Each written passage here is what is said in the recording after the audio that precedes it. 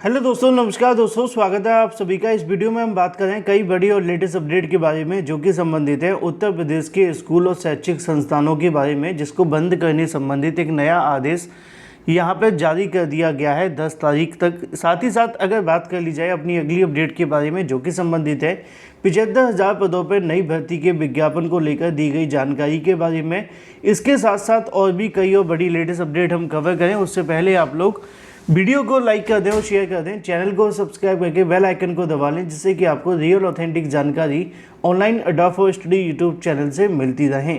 सबसे पहले शुरुआत करते हैं सबसे पहली अपडेट के बारे में। इस समय दोस्तों, जैसा कि आप जानते हैं कि प्रदेश के अंदर ही नहीं पूरे देश के अंदर ठंड का कहर है।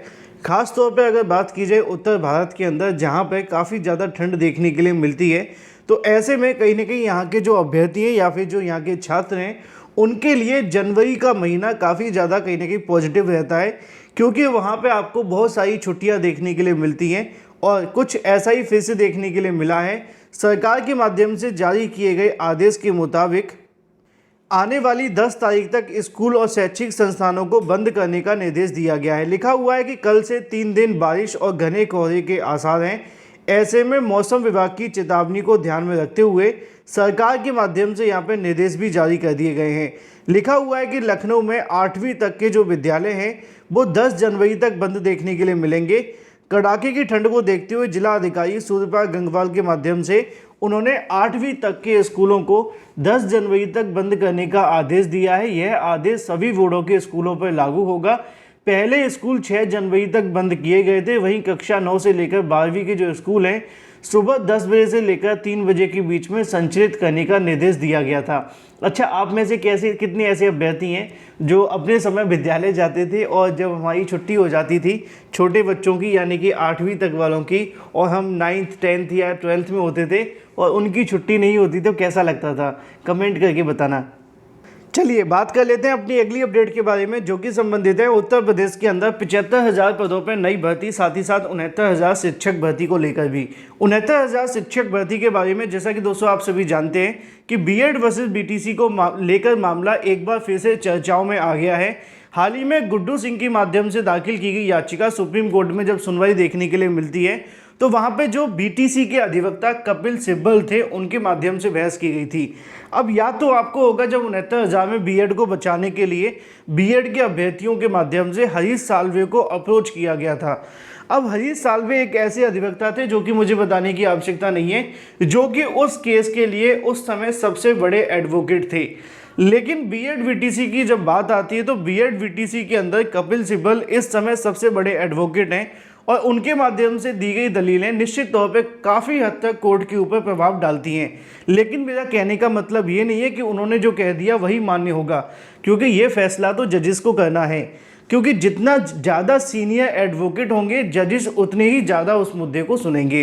होता क्या है कि 69,000 शिक्षक भर्ती में बीएड बीटीसी को लेकर जो अभ्यर्थी नियुक्ति पाए थे, अब बीएड की योग्यता को लेकर फिर से सवाल खड़े हो गए, क्योंकि कपिल सिब्बल ने यह दावा किया है कोर्ट के अंदर कि जो 69,000 के अंदर बीएड करने वाले अभ्यर्थी चयनित हुए हैं अभी उनकी योग्यता डिसाइड नहीं हुई है। उनके मामले अभी भी तमाम हाई कोर्टों के अंदर याचिकाएं लंबित हैं और जो 69,000 में बीएड करने वाले अभ्यर्थियों को नियुक्ति दी गई है वो पूरे तरीके से गलत है अकॉर्डिंग टू एनसीटी और सुप्रीम कोर्ट के 11 अगस्त 2023 के ऑर्डर के आधार पर।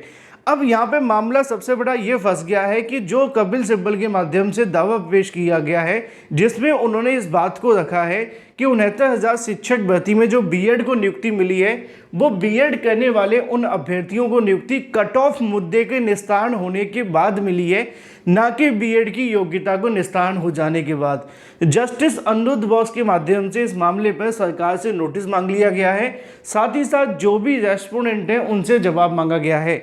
देखना ये होगा कि उत्तर प्रदेश सरकार इस मामले को किस तरीके से डिफेंड करती है, क्योंकि उत्तर प्रदेश के अंदर 69,000 शिक्षक भर्ती के लिए सबसे ज़्यादा परेशानी जो बनी हुई है वो कहीं ना कहीं यही है कि उनका अभी तक ब्रिज कोर्स हुआ नहीं है। और जस्टिस अनिरुद्ध बोस की बेंच और सुधांशु सर की जो बेंच थी वो ब्रिज कोर्स के लिए ज़्यादा पॉजिटिव नहीं थे। ब्रिज कोर्स एक ऐसा नेगेटिव पॉइंट था जिसके चलते बीएड को प्राइमरी से बाहर होना पड़ा, क्योंकि उनका मानना ये था कि बीएड के पास में पेडागोजिकल स्किल्स नहीं है और ब्रिज कोर्स अलग से करवाना तो ये पूरे तरीके से सरासर गलत होगा, जबकि हमारे पास में दूसरी ओर डीएलएड करने वाले अभ्यर्थी पर्याप्त संख्या में मौजूद हैं, तो फिर बीएड की आवश्यकता नहीं है। इसलिए उन्होंने ब्रिज कोर्स को नकारते हुए बीएड को बाहर कर दिया था। तो अभी के लिए अगर ये कहा जाए कि 69,000 शिक्षक भर्ती में एक बार फिर से चयनित बीएड के लिए झटका लगा है हाल ही में हुई सुनवाई को लेकर। अब जब अगली सुनवाई होगी तो उसमें रेस्पोंडेंट के माध्यम से जवाब दिया जाएगा। अगर इसी तरीके से 69,000 के बीएड करने वाले अभ्यर्थी सरकार के भरोसे रहते हैं तो बहुत सारी दिक्कतें उनको आने वाले भविष्य में झेलने के लिए मिलेंगी, क्योंकि जब नई नई याचिकाएं दाखिल की जाती हैं तो कोर्ट के पास में इतनी नॉलेज नहीं होती उस याचिका से संबंधित या उस केस से संबंधित। लेकिन जब जो दलीलें वहाँ पर रखी जाती हैं, कई बार आपने देखा होगा, मुझे बताने की आवश्यकता नहीं है, ये वही वकील होते हैं कुछ पैसों के लिए आप सभी के साथ आपके लिए पॉजिटिव बहस भी कर सकते हैं, और इससे ज़्यादा पैसे मिले तो दूसरी पार्टी से साथ मिलकर आपके खिलाफ बहस भी कर सकते हैं, क्योंकि वही वकील हैं, इनको तो सिर्फ पैसों से मतलब है, दलीलें इनको तोड़ मोड़ कर रखनी है और कोर्ट में साबित कर देना है। मुद्दे की बात यह है कि फ़िलहाल 69,000 शिक्षक भर्ती के ऊपर संकट है। मैं कुछ कह नहीं सकता, ना इधर ना उधर, लेकिन संकट है। अब इस संकट को आप कैसे निकालते हैं ये देखना महत्वपूर्ण होगा। बात करेंगे जब इसकी अगली सुनवाई होगी या कोई अपडेट निकलेगी तो मैं आपको दे दूँगा। बाकी की अगर कोई और जानकारी जानना चाहते हैं तो कमेंट करके पूछ लेना। चलिए बात कर लेते हैं अपनी अगली अपडेट के बारे में, जो कि संबंधित थी 75,000 पदों पर नई भर्ती के बारे में। 75,000 पदों पर सरकार के माध्यम से जानकारी दी गई है। योगी सरकार का कहना है कि 75,000 पदों पर नई भर्ती के जो विज्ञापन है वो जारी हो रहे हैं। नया साल लग गया है तो नई भर्तियों को लेकर जानकारी आने लगी है। यहाँ पे आप सभी के सामने जानकारी देखने के लिए मिलेगी। यूपी सरकार का एक ट्विटर हैंडल है जिसका नाम है मिशन रोजगार। उनका कहना यह है कि उत्तर प्रदेश सरकार ने युवाओं को नए साल का उपहार दिया है। नए साल में प्रदेश में 72,787 जवानों की भर्ती की जाएगी। इसके लिए उत्तर प्रदेश पुलिस भर्ती प्रोन्नत बोर्ड के माध्यम से प्रक्रिया शुरू कर दी गई है, और ये उसी से संबंधित नीचे पोस्टर भी आप सभी के सामने लिखा हुआ है।